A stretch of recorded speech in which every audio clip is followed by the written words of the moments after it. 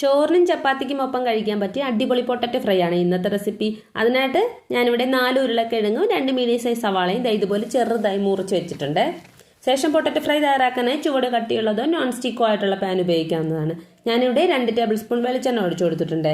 എണ്ണ ചൂടാകുമ്പോൾ 1/2 ടീസ്പൂൺ കടുകും 1/2 ടീസ്പൂൺ പെരുംജീരകവും ഇട്ട് കൊടുക്കാം. ജീരകവും കടുകും പൊട്ടിക്കഴിയുമ്പോൾ മുറിച്ച് വെച്ചിരിക്കുന്ന സവാള ചേർത്ത് വഴറ്റാം. സവാളയുടെ പച്ചമണം മാറി സോഫ്റ്റായി വരുമ്പോൾ 1/2 ടീസ്പൂൺ മഞ്ഞൾപ്പൊടി കൂടി ചേർത്ത് വഴറ്റാം. ശേഷം 1 ടീസ്പൂൺ നിറയെ മല്ലിപ്പൊടിയും കളറിന് വേണ്ടി 1 ടീസ്പൂൺ കാശ്മീരി മുളക് പൊടിയും 1/2 ടീസ്പൂൺ എരിവുള്ള മുളക് പൊടിയും ചേർക്കാം. പൊടികളുടെ പച്ചമണം മാറി വരുമ്പോൾ മുറിച്ച് വെച്ചിരിക്കുന്ന ഉരുളക്കിഴങ്ങ് ചേർത്ത് മിക്സ് ചെയ്യാം. കൂടെ 1/2 ടീസ്പൂൺ ഉപ്പ് കൂടി ചേർക്കണേ. ഉരുളക്കിഴങ്ങ് വേകാനായി അടച്ചു വെച്ച് ലോ ഫ്ലെയിമിലാണ് വെക്കേണ്ടത്.